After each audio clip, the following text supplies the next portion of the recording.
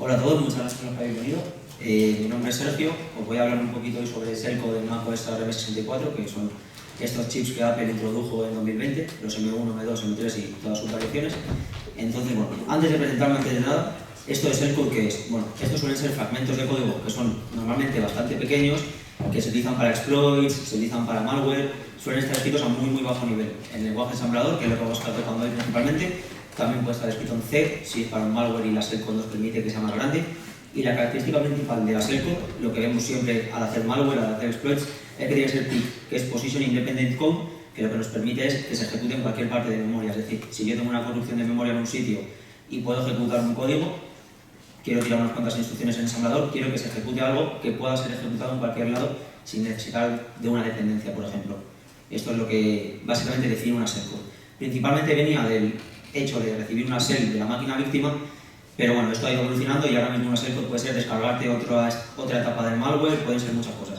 Ahora vamos a ir viéndolo y bueno, nada, mi nombre es Sergio, como os he dicho, trabajo de Red Team, hago simulaciones de adversario, operaciones de Red Team en Accenture y bueno, así como resumen, no os voy a dar la paliza, me gusta bastante el malware, todo esto de reversing y nada, espero que os guste y nada, primero, lo más importante, la charla la voy a dividir como en dos etapas. En un primer lugar quiero ver un repaso completo, aunque va a ser más quizás pesado, pero que es necesario un repaso completo de lo más importante de ARM, que es lo que lo hace característico para que lo que normalmente estamos acostumbrados, que es trabajar con el lenguaje de Intel, pues se nos haga más fácil hacer la transición y podamos ver cuáles son las diferencias más características con respecto a Intel. Luego ya después de esta parte vamos a ir a lo divertido, que es que vamos a escribir nuestra propia shellcode y vamos a conseguir ejecutar comandos de una víctima con un código muy pequeño escrito en ensamblador y en ARM64. Entonces, bueno, básicamente Apple empezó a utilizar estos chips de ARM64 puramente de 64 bits en 2020 en los Mac a partir de 2020. Antes los usaba con los iPhone en 32 bits, con los iPods también, luego los introdujeron también con 64 bits. Y bueno, lo más importante es que la diferencia de Intel es que utiliza la tecnología RISC, es decir, son instrucciones mucho más reducidas. ¿Esto qué quiere decir? Que, por ejemplo, memoria y operaciones aritméticas van siempre separadas y aquí bueno, entran un montón de cosas que van separadas, hay muchas menos instrucciones, por lo tanto, para hacer una misma cosa necesitas muchas más instrucciones porque tenemos mucha menos cantidad de, valga la redundancia, de instrucciones. Por lo tanto, necesitamos programas mucho más largos para hacer lo mismo. Esto para nosotros es problemático, porque normalmente lo que queremos para un exploit es tener fragmentos de shellcode bastante pequeños, porque muchas veces tenemos restricciones de cuánto espacio necesitamos para ejecutar nuestro código malicioso. Y también pueden aparecer muchos caracteres malos, los llamados bad chars, que esto lo vamos a ver también más adelante, pero son normalmente caracteres que rompen la cadena de los exploits y nos corrompen directamente todo el ataque. Entonces, bueno, así como overview, lo más importante de todo es que aquí, a diferencia de Intel, para cargar los datos, para poder operar sobre memoria, tenemos que primero cargar los datos de memoria a registros y luego, al contrario, cuando hemos terminado de utilizarlos, bueno, al revés, cuando hemos terminado de utilizar los datos, hemos operado en los registros sobre esos datos, tenemos que volverlos a almacenar en memoria, no podemos operar directamente sobre la memoria. Aquí en ARM64, aunque estemos operando con registros de 64 bits, todas las instrucciones tienen 32 bits, no hay instrucciones variables, todos tienen 32 bits, el conjunto de instrucciones y siempre tiene que estar alineado al llamado 4 bytes boundary, que es básicamente el límite de 4 bytes. Y bueno, tenemos, igual que parecido a Intel, aquí tenemos más, pero bueno, hay 31 registros de propósito general, del X0 al X30, y para acceder a los bits bajos, pues podemos utilizar la W. Pues como en Intel, en vez de la R, pues la E, para acceder a la parte de 32 bits. Aquí, ¿qué diferencias principales tenemos con los registros especiales? Pues básicamente el program counter, que es la siguiente función a ejecutar, es el PC, es igual similar al RIP. Luego, similar al RSP, al puntero del stack, tenemos el SP. En lugar del RBP, pues tendríamos directamente el FP, que sería igual también al registro 29, que es el frame pointer. Y luego, aquí muy interesante, normalmente en Intel, cuando hacemos una llamada, la dirección de retorno se suele guardar en el stack, es decir, la siguiente dirección en la que la función tiene que volver se guarda en el stack. Sin embargo, en ARM64 tenemos un registro específico que es el LR, o también el que sería básicamente el DIM register, o también equivalente al X30, el cual directamente guarda esta dirección de retorno de la función. Luego, la instrucción de red, cuando terminamos la función, directamente coge el valor del LR en lugar de pillar offsets del stack y demás. Luego, nosotros cuando hacemos exploits, cuando hacemos malware, muchas veces en Intel cogemos y si queremos utilizar 0 suele ser un carácter bastante malo que nos rompe los exploits, los null bytes no los queremos. Por tanto, operar directamente con valores inmediatos como 0 suele ser problemático. Por eso mismo, cuando queremos tener un registro a 0 sin que tengamos una instrucción que se codifique con null bytes, utilizamos una operación de SOR sobre el mismo registro, sobre un registro sobre ese mismo registro. De manera que si yo hago un SOR de una cosa sobre esa misma cosa, se queda 0. Una operación lógica de SOR. Eso no tenemos que hacerlo aquí porque tenemos directamente un registro entero, que es el XZR, que siempre va a ser 0. Y esto nos facilita también mucho las cosas. Bueno, luego X18 está reservado para temas de tema, este no lo podemos usar porque peta el programa normalmente. Y nada, lo demás y lo anterior vamos a verlo más en detalle y intentar lo más rápido posible antes de irnos con la parte ya de ese código. Entonces, bueno, simplemente para ensamblar un código en assembly en un archivo de objeto, que sería básicamente la parte .text de un ejecutable, sería simplemente las instrucciones puras en el ensamblador, se utiliza ese comando y podemos linkearlo si queremos hacer un ejecutable normal y corriente para ir probándolo con estos comandos. Entonces, aquí no voy a entrar en detalle todavía, pero esto sería una cola 47 con, y básicamente lo único que hacemos es, en principio lo más importante es en el punto global, le decimos cuál es el punto de entrada, en este caso pues la función main, que es la única que tenemos. Luego en align for vamos a ponerlo siempre en ARM64 cuando hagamos el code para Mac, porque como hemos dicho antes tiene que estar alineado al límite de 4 bytes. Todas las instrucciones tienen que estar al tener 32 bits. Y bueno, en este código no voy a entrar en detalle ahora, pero básicamente lo que podemos ver es que utilizamos la syscall 4, que es la de escribir. Al final en Mac desciende de Unix, entonces esto está todo documentado el tema de las syscalls y podemos ir buscando en función de lo que queremos, la que necesitemos. No como Windows, que tenemos muchas veces que rompernos la cabeza para hacer todo esto. Entonces, la syscall 4, que es escribir, la syscall 1, que es salir, y vale, básicamente lo que hacemos es guardar en el registro X0. Luego vamos a ver las calling conventions, es decir, cómo se van a pasar los argumentos a una función y demás. Luego, en este caso, guardamos el primer argumento en X0, el segundo en la de X1, y que es la string que queremos imprimir, que apunta a hola 47 con, y el tercero en X1, perdón, en X2. Y luego, una vez hemos especificado los argumentos, metemos en X16 el código de syscall. En X16 siempre se va a guardar el código de la syscall que vamos a ejecutar en ARM64, y luego SVC, esto lo vemos luego también, pero podemos poner lo que queramos, que simplemente lo único que hacer es ejecutar la syscall, el código de la syscall que se encuentre en el registro X16, que podemos haber especificado ahora o puede haber estado especificado antes, si usamos una misma syscall varias veces. Y nada, luego lo mismo, la syscall de salida solamente pilla un argumento, que es salida exitosa o no exitosa, en este caso le pasamos 0, porque queremos una salida exitosa, a X0, y ejecutamos la syscall y el resultado sería, pues básicamente, que se imprime en consola hola 47 con. Esto ha sido un poco más así para aterrizar lo que necesitamos, lo más importante sobre todo alinearlo a 4 bytes, declarar el punto de entrada y ahora vamos a ir viendo todo lo demás poco a poco. Entonces, ¿cómo se encodean las instrucciones? Hemos dicho, todas se encodean en 32 bits. El código puede ser más grande, además estamos operando en arquitectura de 64 bits, esto nos puede dar muchos más null bytes, entonces esto es un poco problemático, a pesar de que el programa pues, sea más fácil de hacer un programa en ARM64 que tiene muchas menos instrucciones, pero suele ser más largo, nos da más problemas con los null bytes, entonces es una de cal y una de arena en este sentido. Y no solo eso, sino que encima cuando utilizamos valores inmediatos solamente podemos procesar 16 bits de datos, es decir, que si yo muevo el valor de un registro a otro registro, si ambos registros son de 64 bits, yo estoy moviendo 64 bits de un registro a otro. Pero si yo muevo un valor inmediato a un registro, solamente puedo mover 16 bits. Por lo tanto, voy a necesitar al menos 4 operaciones con desplazamientos lógicos para poder mover 64 bits directamente, que sea un valor que no esté guardando en otro registro, para moverlo en otro registro, es decir, para mover un valor inmediato. Entonces, vamos a ver cómo se encodean las instrucciones y lo vamos a ver un poco más gráficamente. Por ejemplo, para mover un valor inmediato a un registro, en este caso, vamos a mover 1234 al registro X0. Pues en primer lugar tenemos el bit SF, que os indica si es 64 o 32 bits, esto siempre va a ser 1 porque en ARM64 pues, 64 bits obviamente. Entre el SF y el W tenemos algunos bits que nos indican qué tipo de instrucción es, en este caso pues se codificaría que esta instrucción es mover un valor inmediato a un registro.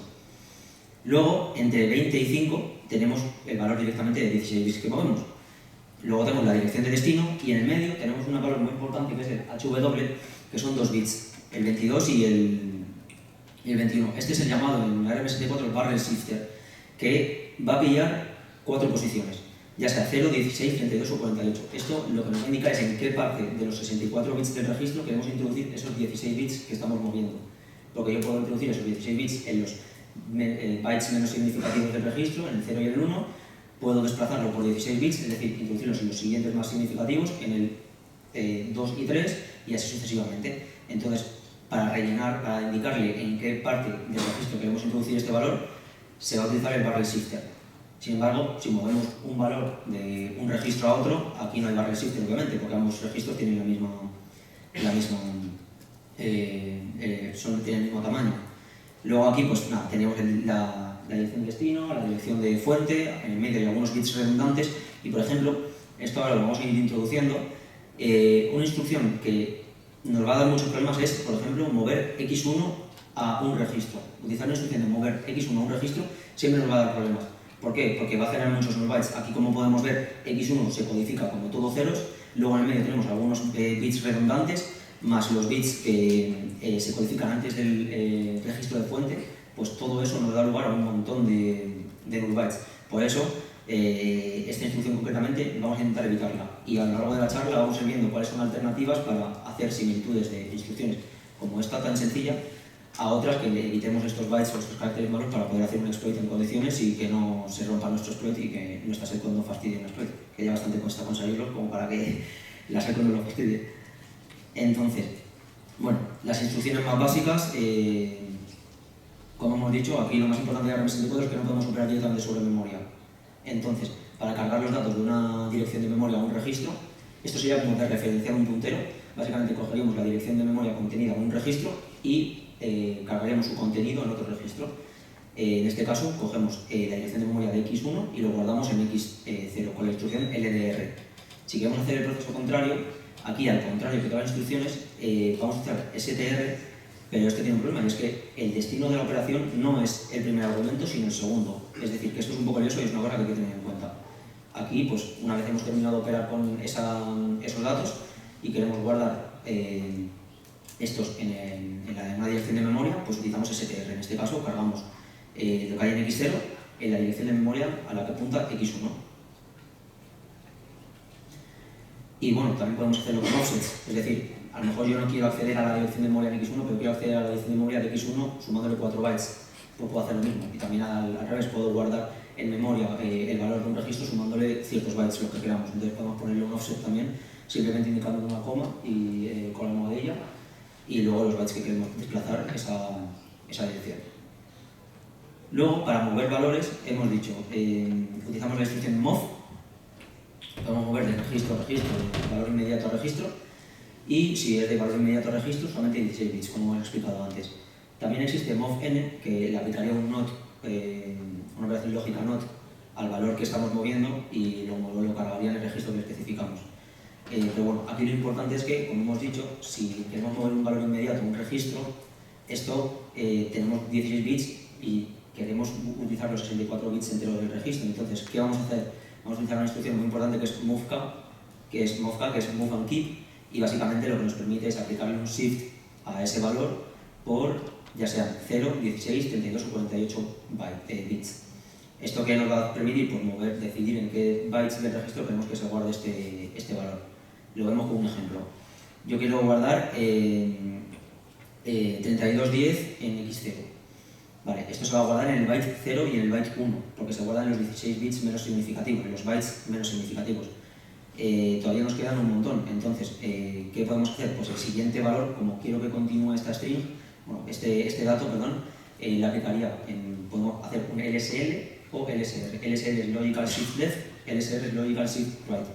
Entonces podemos desplazar por ese valor, por ciertos bits, hacia la izquierda o hacia la derecha. En este caso, cuando yo quiero ir rellenando de los bits o de los bytes menos significativos a los más significativos, le aplico un shift hacia la izquierda.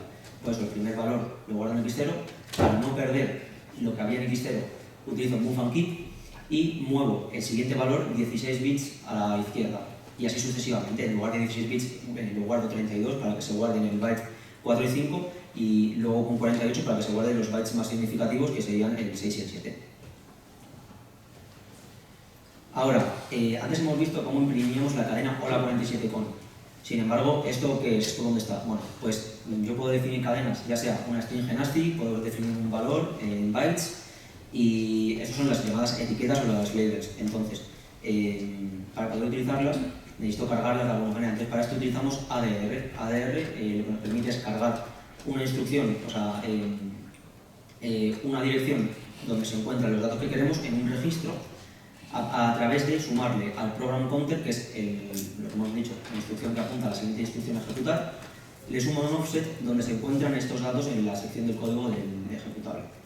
De esta manera, por ejemplo, al ensamblar, esta etiqueta se traduciría, en lugar de other label, se traduciría como un offset al program counter, y lo que haría sería cargarlo en el registro X1 y seguir por donde iba a continuar. Entonces, aquí vamos a ver un object dump de este código que hemos visto. El object dump básicamente nos permite ver de un archivo de objeto ya ensamblado todas las instrucciones en assembly, que está en la sección text del ejecutable. Y aquí podemos ver cómo en la segunda línea, en address, se pone ADR X1 y luego 0x20. ¿Por qué? Porque en 0x20 es el offset del program counter donde se encuentra esta dirección donde pone con la 47 con. Entonces, esta dirección se va a guardar ya en X1, se va a quedar guardada, vamos a continuar la ejecución del programa, y cuando volvamos a necesitarla, este es el programa, la syscall que escribíamos en pantalla. Os recordáis que X1 era el segundo argumento que cogía, que era la string. Entonces ahora está apuntando a 0x20, al offset de 0x20 del program counter, que es donde se encuentra la string o la 47 con. Bueno, también tenemos operaciones aritméticas clásicas, sumar, restar, multiplicar, dividir. Y los shift, igual que hacemos con move and keep. Podemos hacer un shift hacia la izquierda, hacia la derecha, sobre un registro y moverlo los bits o bytes que queramos. En este ejemplo, por ejemplo, movemos un valor de 2 bytes a la izquierda y luego lo movemos un byte a la derecha. Entonces, pues como si lo hubiéramos movido solamente una vez, pero lógica, podemos moverlo, desplazarlo como queramos. Bueno, perdón, bits.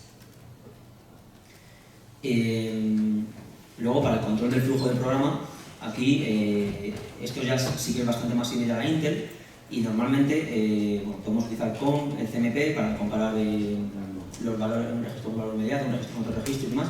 Y luego, para los saltos condicionales, en vez de utilizar jump o JMP o J y luego la dirección condicional que se utiliza en Intel, pues utilizamos B, punto y la condición. En este caso, pues si la flag carry está puesta a través de la condición CMP, esto igual que en Intel, saltaría al final del loop, y si no, pues seguiría haciendo el loop. Esto lo vamos a ver ahora en un ejemplo.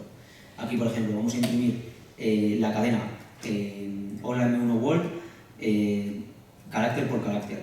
Entonces, en X2 es el aumento de la longitud de caracteres, era el último argumento que cogía esta syscall de escribir. Aquí veis, por ejemplo, en vez del BCC que hemos visto antes, BCS. Aquí no voy a entrar en detalle de todas las que hay porque hay muchísimas, pero BCS es Branch If Carry Set. Esto quiere decir que mientras X2, que es el registro donde estamos guardando la longitud de los caracteres, no sea mayor o igual que 16, imprimir un carácter, o sea, va a imprimir un carácter y irá incrementando ese valor de 1 en 1 hasta que la flag carry se ponga, que se va a poner cuando sea mayor o igual a 16. Nuestra string tiene 16 caracteres, entonces cuando llega a 16, es decir, ya va a ser mayor o igual a 16, va a parar y va a hacer el salto a end loop, donde vamos a ejecutar la syscall de salida, con salida exitosa, igual que habíamos hecho antes. Esto ahora en ARM es también extraño y es súper interesante e importante. Bueno, el stack en ARM, igual que en Intel y demás, es un LIFO, last in first out, crece hacia memorias más bajas, todo lo de siempre. Aquí lo importante es que cada entrada de la pila tiene 118 bits o 16 bytes. Entonces, estamos operando con registro de 64 bits. Ahora vamos a ver cómo vamos a hacer para no desperdiciar el espacio en la pila, para no desalinearlo, porque esto puede ser un problema también y demás. Otra cosa importante es que no tenemos instrucciones de push y pop, tenemos que hacerlo todo manualmente. Esto de hecho nos recuerda a algunas calling conventions de Windows o incluso a programas optimizados o en malware donde no podemos hacer un pop red porque nos lo cazan. Pues lo que hacemos es directamente manipular el stack y quitarle directamente, hacer que crezca el stack o que crezca y mover los datos desplazándolo nosotros mismos. Pues aquí sería básicamente parecido, lo único que se utilizaría STR y LDR. Ahora vamos a ver esto. Y nada, pues STR sería un push, es decir, con STR podemos guardar en el stack los datos que queramos y hacer que decremente el stack, porque el stack crece hacia direcciones de memoria más bajas. Y con el LR haríamos justamente el proceso contrario, haríamos un pop, sacaríamos un valor del stack, lo guardaríamos en X0 y haríamos que crezca por 16 bytes este mismo, porque queremos alinearlo como estaba antes de haber hecho las operaciones. Entonces,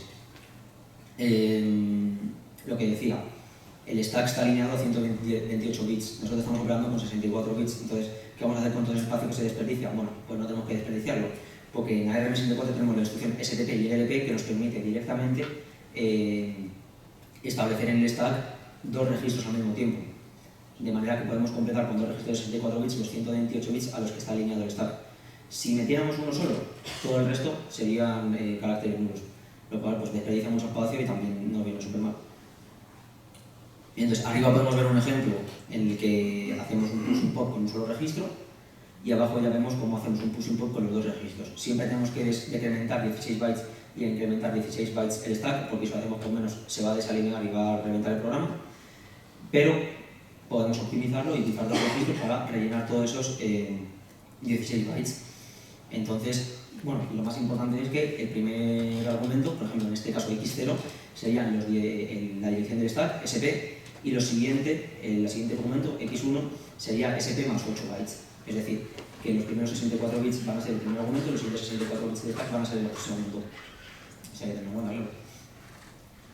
Aquí no voy a parar, básicamente apelado por utilizar el líder Endian, pues a lo que estamos de siempre acostumbrados, simplemente no liarlos porque vamos a leerlo al revés. Y estar acostumbrado a leerlo de derecha a izquierda, bueno, puede liar, pero vamos a ver los bytes menos significativos al final. Ahora, para las funciones. En Intel estamos acostumbrados a hacer un call normal para entrar a una función. El call, el reemplazo básicamente el reemplazo directo en ARM64 sería BLD, que es Branch with Link. Nos recuerda al Branch if carry, Branch tal de los Jump, pero bueno, y no confundirlo porque son muy diferentes. Este es Branch with Link y lo que hace es entrar a una función. Esta instrucción lo que hace automáticamente pues, sería igual que las calls en Intel. Coge la dirección de retorno, es decir, el program counter más 4, cada instrucción tiene 32 bits, lo hemos visto, entonces la siguiente instrucción ejecutada está 4 bits más adelante. La dirección de retorno, esta la guarda en LR, como hemos visto que tenemos un registro solamente para la dirección de retorno, y el program counter, ahora ya lo tenemos guardado en LR, la dirección de retorno, el program counter ahora pasa a ser el lugar de código donde se encuentra esta función. Normalmente suele ser una etiqueta, como la que hemos visto antes de Hola 47 con. Y nada, luego al utilizar red, el valor se recupera desde el LR directamente y el program counter sigue donde lo hemos dejado.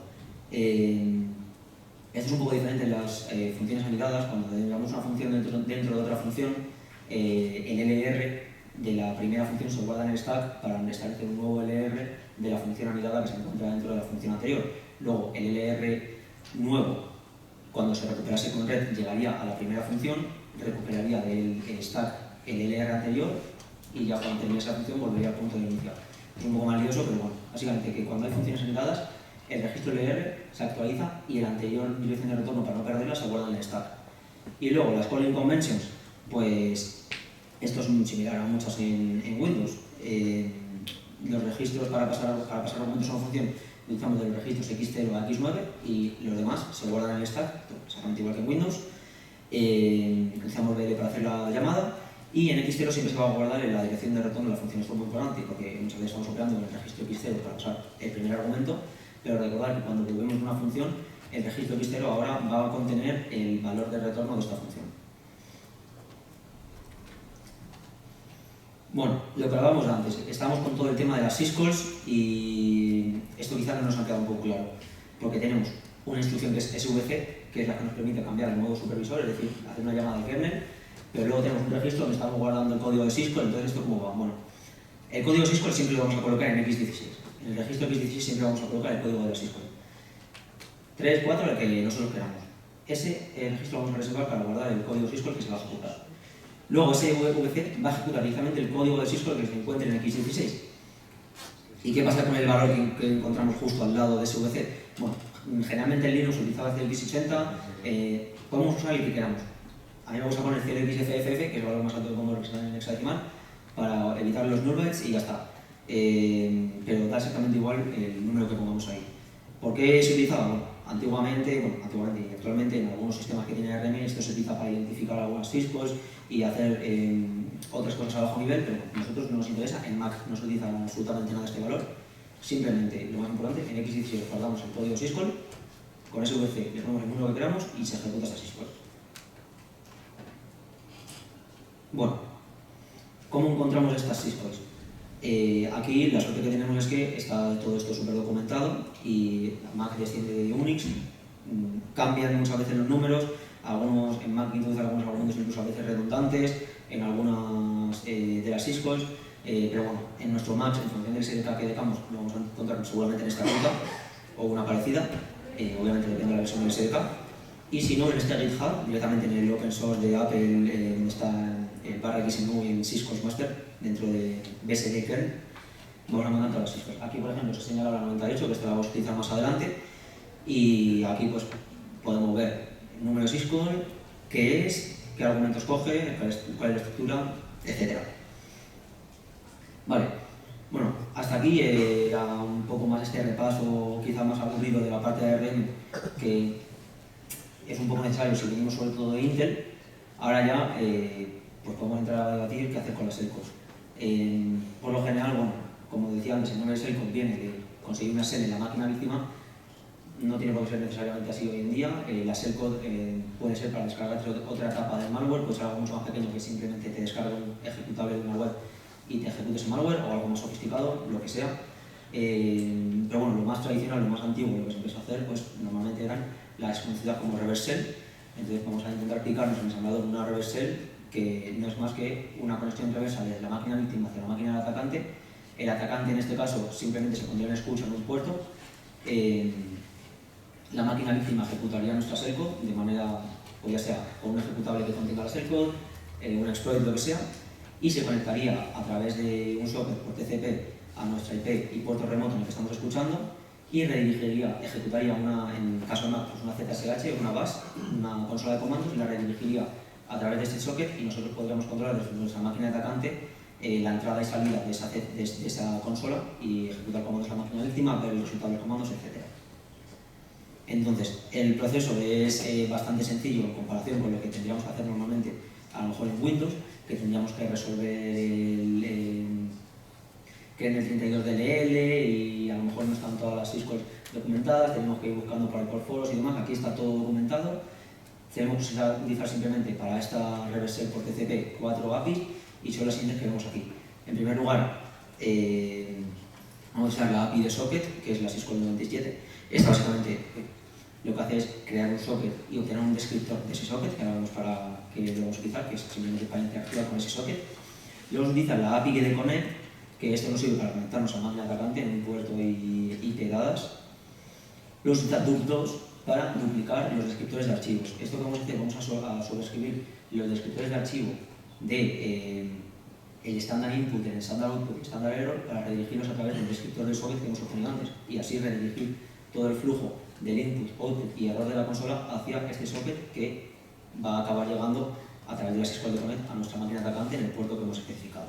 Y por último, pues la syscall de ejecutar, que es la 59, en la cual vamos a ejecutar el ejecutable que queramos, con los argumentos que queramos, y ahora vamos a ver qué es lo que vamos a utilizar, pero esta simplemente nos permite ejecutar eso que queremos hacer y, aprovechando esos descriptores duplicados, pues nos va a llegar a nosotros. Vale, entonces, en primer lugar, vamos a ir por partes. La socket call, esta llamada a la syscall de socket, que es la syscall 97, coge esta estructura que vemos aquí.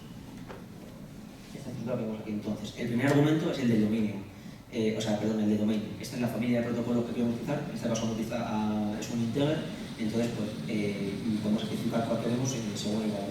En este caso 2 correspondería a PFINet, que es IPv4, que podemos utilizar nosotros. Luego en type, el siguiente argumento type sería el tipo de conexión que queremos hacer. Nosotros queremos hacerlo a través de TCP, por lo tanto vamos a especificar sockstring para esto. ¿Vale? Sockstring corresponde a el valor 1 en este argumento. Y luego protocol, aquí realmente podemos poner un 0, lo más estricto sería utilizar un 6, que es lo que sirve para TCP, pero cuando ya hemos puesto sockstring y PFINet, ya el programa sabe que tiene que utilizar el IPv4 sobre TCP. Entonces no hace falta poner más, por un 0, podemos poner lo que queramos, que no pasa nada. O 0, normalmente se usa 0, o 6 también es válido.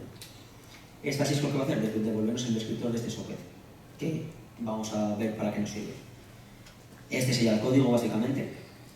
Hemos visto 3 argumentos, queremos pasar pfinet, queremos pasar sockstring y queremos pasar 0. Pues en el registro x0 vamos a meter 1, que corresponde a IPv4. En el registro x1 vamos a pasar 1, que corresponde a TCP, a sockstring, y en el registro x2 vamos a pasarle 0. No queremos null bytes, aquí tenemos un registro que siempre contiene 0, que es el xzr, pues utilizamos este. Y movemos xzr 0 a x2, que es el protocolo que, como hemos dicho antes, podemos ponerlo a 0 porque el programa sabe que tiene que ir utilizar TCP sobre IPv4, por IPv4. Movemos la syscall 97 al registro x1 y ejecutamos la syscall. Y luego, como comentamos en las calling conventions, el valor de retorno, el valor que devuelve la función, en este caso, lo que nos devuelve la función en este caso va a ser el descriptor del socket, siempre se guarda en x0. Entonces, antes de seguir haciendo operaciones, vamos a guardar este valor en otro registro. En este caso, utilizamos el x19, por ejemplo. Ya tenemos en x19 nuestro descriptor del socket. ¿Qué vamos a hacer ahora? Bueno, ahora vamos a conectarnos a la IP y puerto del atacante, de la máquina víctima. Entonces, para esto utilizamos la syscall de connect, que es la 98. Y bueno, esta también toma 3 argumentos, aunque esta es un poco más compleja. El primer argumento es el descriptor del socket. Ya lo tenemos, simplemente tenemos que apuntar el descriptor del socket que hemos obtenido anteriormente. Lo segundo es address, que es un puntero a la estructura sock_in, address /in. Es una estructura de 16 bytes que vamos a tener que definir ahora, y luego el address length, que es simplemente la longitud de esta estructura, que como hemos dicho es 16 bytes. Entonces, ¿qué tenemos que especificar en esa estructura? Bueno, lo vemos aquí en la foto, si no podemos encontrarla definida en el GitHub de Apple, y bueno, de la distribución y tal, en el XML, donde hemos encontrado las syscalls. Y esto toma varios argumentos. En primer lugar tenemos sin length, lo podemos poner a 0 porque en este caso no lo vamos a utilizar, de hecho esto ni siquiera está en Linux, esto lo introdujo Apple. Sin family es la familia de protocolos, como hemos dicho antes, 2, que corresponde a pfinet. Luego le vamos a meter sin port, que es el puerto del atacante, sin address, que es el IP del atacante, y por último sin 0, que esto, de nuevo, los null bytes no me gustan para los exploits, pero aquí en esta estructura sí o sí vamos a tener que hacer un relleno de 8 bytes nulos, porque esta estructura por narices tiene que tener 16 bytes y todo lo anterior son 8 bytes, entonces tenemos que rellenar con otros 8 bytes nulos y meter un padding de 0 de null bytes en esta parte. El tercer argumento es la longitud, que es 16 bytes, y nada, pero en esta parte del código primero vamos a centrarnos en especificar esa estructura antes de pasarle todos los argumentos, los 3 argumentos que necesitamos. Como necesitamos un puntero un poco más complejo a esta estructura de sock address /in, pues vamos a definir primero, vamos a utilizar, pues, por ejemplo, el registro x3. Y aquí vamos a mover primero los valores de sin address, de sin length, perdón, y de sin family. Que esta cosa queremos mover el byte 0, o sea, queremos meter un 0 para sin length y un 1 y un 2, perdón, para sin family. Entonces, lo que vamos a hacer aquí es, si os fijáis, con 0x2, 0, 0, nosotros queremos meter 0, 0 y 0, 2. Es decir, queremos meter un valor 0 en el byte 0 y un valor 2 en el byte 1. Pero, como esto es linear endian, pues lo podemos al revés. Es decir, cuanto más significativo el byte, pues lo vamos a poner más adelante. En la realidad, pues se lee al revés. Y nada, ya tendríamos estas dos primeras partes de la estructura. Ahora ya nos tenemos que poner ya serios con la parte de a dónde nos vamos a conectar. En este caso, yo he especificado el puerto 1337, pues podemos poner que queramos. y nada, cogemos la equivalencia en hexadecimal, que sería esta de aquí. Esto es una rota, la de Linear, es al revés, es Linear. Y básicamente lo transformamos en hexadecimal y lo metemos en los bytes 2 y 3, ¿vale? Porque son 2 bytes. Luego, en los siguientes 4 bytes, ya tenemos completados 4 bytes, que son las dos primeras estructuras, la tercera estructura, que es el puerto, y ahora tenemos que completar la dirección de IPv4, que son 4 bytes. Entonces, hacemos lo mismo. En este caso, yo voy a conectar a la IP 10.0.0.5, que es la que yo estaba haciendo todas en mi máquina de atacante, y pues esto, pues, igual que lo anterior, lo codificamos en hexadecimal y lo vamos pasando. ¿Cómo lo pasamos? Pues con lo que hemos visto antes de move and keep y los logical shift. Es decir, primero vamos a rellenar el registro x0 aplicando por las primeras partes de la estructura y aplicando los logical shift por cada vez 16 bytes más, vamos a ir guardándolos en los siguientes bytes más significativos. De manera que cuando terminemos ya tenemos un registro que es el x3 completamente terminado con justo los 8 bytes que necesitamos para las primeras partes de la estructura. Ahora, ¿qué tenemos que hacer? Pues rellenar un padding sin cero, que es un padding de 8 null bytes. Como nosotros necesitamos un puntero hacia esta estructura y STP nos permite guardar directamente en el stack dos valores, es decir, dos registros, pero mejor dicho, porque el stack estaba alineado, como decíamos, a 16 bytes, pues podemos utilizar directamente el stack que tiene 16 bytes, guardar esta estructura de x3 que ya teníamos con los primeros 8 bytes y rellenar los otros 8 bytes con todos ceros, que además ni siquiera se va a codificar como ceros porque utilizamos el registro XZR. Por lo tanto, pues nos viene genial esta estructura de esta instrucción de STP. Le pasamos primero x3, que es los primeros 8 bytes, y luego los últimos 8 bytes, de manera que se va a guardar en ese orden y vamos a tener ya esa estructura. Luego, queremos nosotros utilizar x1, mover de x1 a algo, o mover a x1. Antes hemos visto que la instrucción de mover con x1 suelen generar muchos null bytes. Entonces, ¿qué podemos hacer? Pues muy sencillo. Hacemos una operación aritmética de suma y sumamos lo que queremos más 0 y lo guardamos en el registro que necesitamos, de manera que vamos a evitar utilizar esa instrucción que siempre se codifica con null bytes. En este caso, sumamos x1, el stack que está apuntando a toda la estructura de SOC ADR/in, lo sumamos a x0, a xzr, que contiene 0, el resultado obviamente es la estructura que tenemos en el stack, porque este es 0, y lo guardamos en x1. De manera que ya tenemos en x1 es el segundo argumento según las calling conventions, que es el puntero hacia esta estructura. Entonces ya tenemos en el segundo argumento, que es x1, esta estructura, habiendo hecho add y habiendo sido mucho más eficientes, no hemos tenido que rellenar con ceros todo el padding de bytes porque utilizamos el stack que tiene 16, se alinea a 16 bytes, etc. Y luego, pues lo otro, pues lo que hemos visto anteriormente, muy sencillo. El primer argumento, lo que era el descriptor del socket, le pasamos x19, que era donde anteriormente habíamos guardado el valor de retorno de la función de la primera syscall. Ahí tenemos guardado el descriptor del socket, lo pasamos a x0, y luego en x2, que sería el tercer argumento, pues esto tomaba el tamaño de la estructura, que son 16 bytes, le pasamos 16 bytes y ya está. Ejecutamos la syscall, que está casi la 98, y ya nos hemos conectado a nuestra máquina atacante en el puerto de atacante que hemos especificado. En este caso, bueno, me he conectado a la 10.0.0.5 en el puerto 1337. Ahora queremos redirigir toda esta parte del estándar input, el estándar error y el estándar output, lo he dicho en desorden, estándar input, el estándar output y el estándar error, es decir, la entrada estándar, el output estándar y el error estándar, lo queremos redirigir hacia este socket para que el usuario no vea nada. Pero lo que tenemos que ver somos nosotros, queremos ver la entrada del ejecutable, que va a ser la shell, la salida y los errores. Entonces, para esto utilizamos la syscall que es la de loop2call. Esta pilla simplemente dos integers, que es fd y fd2. Esta es muy sencilla. Primero tenemos el descriptor que queremos duplicar, que es el socket que teníamos de antes, y luego es el número del nuevo descriptor. Estándar input corresponde a 0, el output a 1 y el error a 2. Entonces, estos son los que vamos moviendo. Por lo tanto, vamos a tener que ejecutar esta syscall 3 veces para duplicar tanto el input como el output como el error y redirigirlos todos al descriptor del socket que teníamos guardado de la primera vez que empezamos con la serie. Entonces, este sería el código. Aquí primero se llama loop2 y stdr apuntará al socket. Bueno, si os fijáis, en realidad ya teníamos el descriptor del socket en x19, ahora lo podemos volver a guardar en x0 y ya lo tenemos ahí guardado para todo este proceso. Si os fijáis, la syscall 90 solamente la ejecuto la muevo una vez al registro x16 porque como voy a seguir operando sobre esa misma syscall no tengo que hacerlo varias veces. Solamente con que lo haga una ya, porque cuando quiera hacer ya otra, pues ya tendría que modificar ese valor.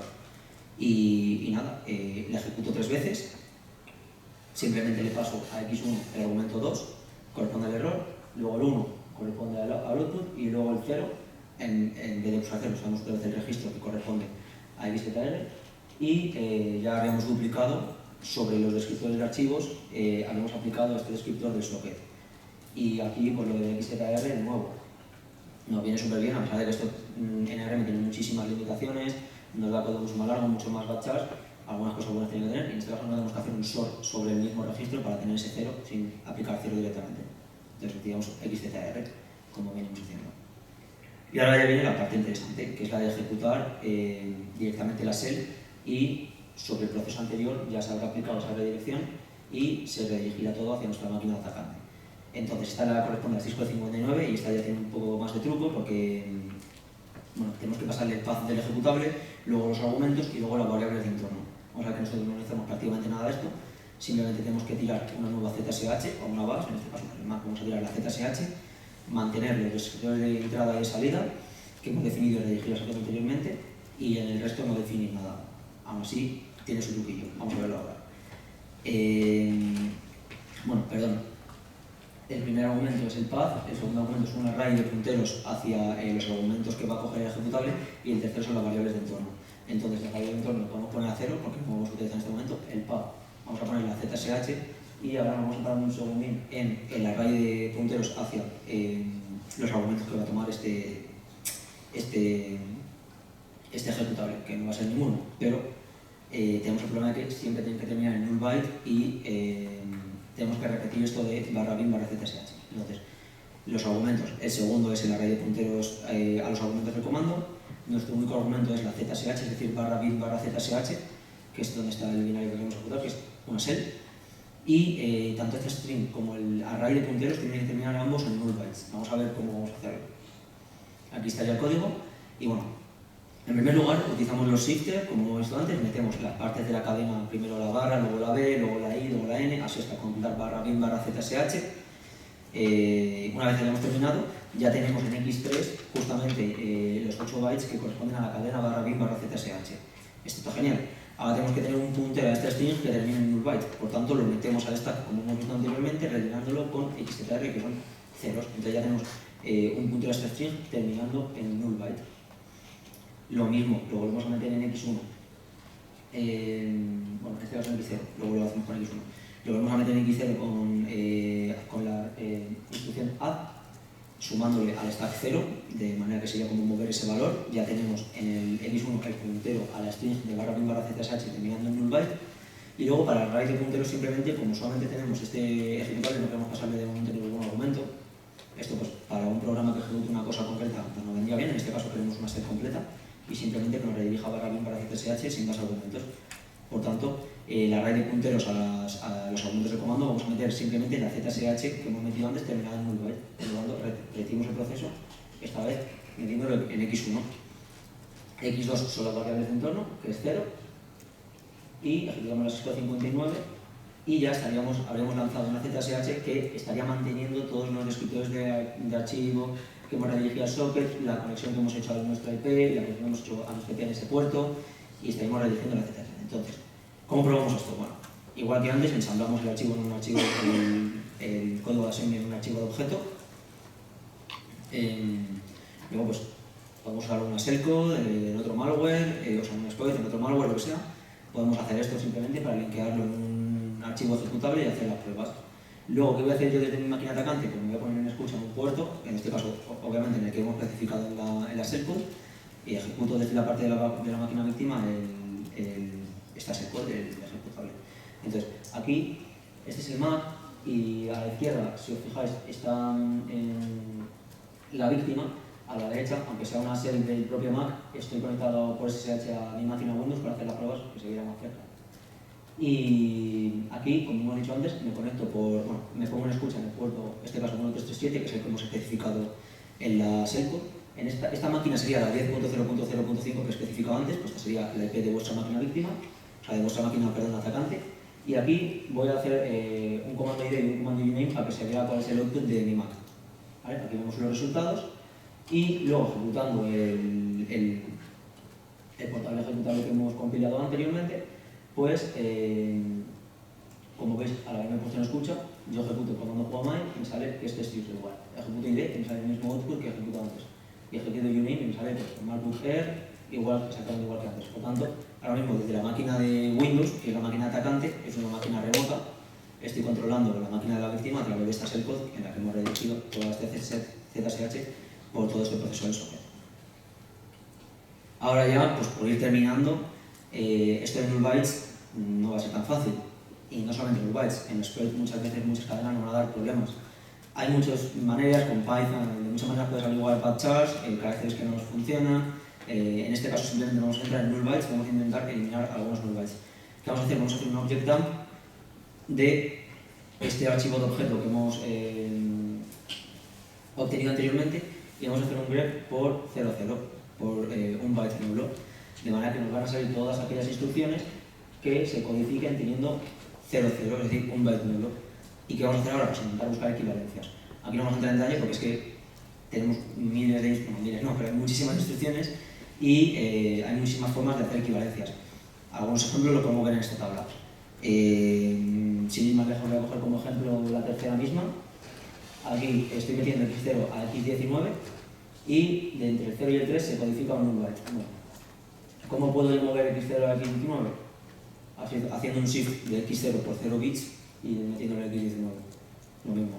También podemos hacer el add como hemos hecho antes. Hay algunas que incluso van a seguir saliendo null bytes y podemos buscar un montón de equivalencias. Aquí hay pues, un montón. Moviendo un valor en medio que queremos y haciendo distintos shifts por los bits que queremos para tirar a la basura que no nos sirven, como en esta, y así sucesivamente. Hay muchísimas equivalencias, no lo vamos a parar en todas, pero a través de este comando bueno, hay muchísimas formas de hacerlo, pero a través de esto es una de las vías más tontas de hacerlo, pero cómo significar bytes nulos o los caracteres malos que en nuestro exploit no funcionan, al igual cuáles son las instrucciones problemáticas e intentar buscar algo que haga exactamente lo mismo, pero con una instrucción diferente. Y nada, esto va a ser todo. Aquí tengo un montón, son unas cuantas. Si a alguien le interesa mucho más, pues me puede escribir de paso cualquier cosa. Pero sobre todo lo que me interesa es las partes del GitHub y de Developer Apple, donde encontráis todas las syscalls y aquí podéis hacer vuestros propios programas con lo que queráis. Y bueno, también este canal de YouTube es muy interesante, tiene muchos vídeos de tema de ARM64, está en inglés, pero no es muy conocido y la verdad que es un crack, es muy interesante. Y bueno, arriba también tenemos otras cositas de arquitectura de ARM64 más generales. Esto ha sido un poco todo, no sé si tenéis alguna preguntilla o algo.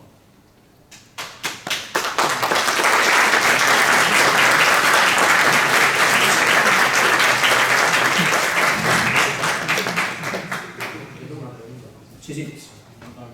Lo que no entiendo es ¿por qué quieres quitarte? ¿Por qué quieres quitarte los null bytes? No he entendido muy bien eso.